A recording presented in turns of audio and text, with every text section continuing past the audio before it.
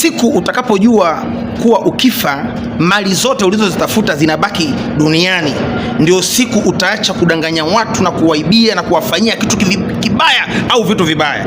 Rob Mabati, kazi yangu ni hii moja tu.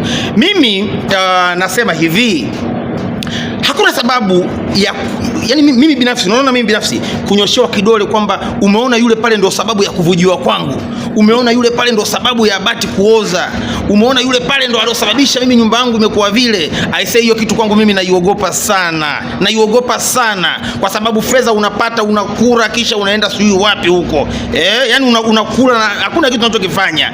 Na ndio maana bwana unakuta yani kuna namna ya watu wengine wanavyokata roho mpaka unaweza ukakimbia. Mtu anakata roho, anashika mashuka, anashika manani blanketi, kitanda, mpaka daktari anakimbia kwenye chumba. Kumbe roho za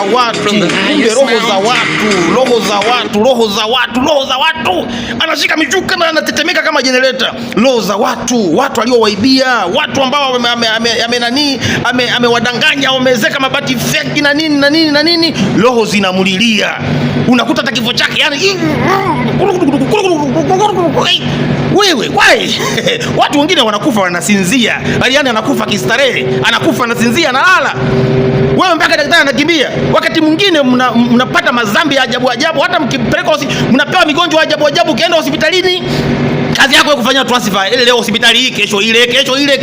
Inaonekana madaktari wana viwango vya chini, kumbe ni migonjwa yako ulioichukua kwa wizi tu, unaibia watu. Ni migonjwa yako ulioichukua huko, transfer mpaka nchi za nje, unaenda kutibiwa huko. Unatibiwa wapi?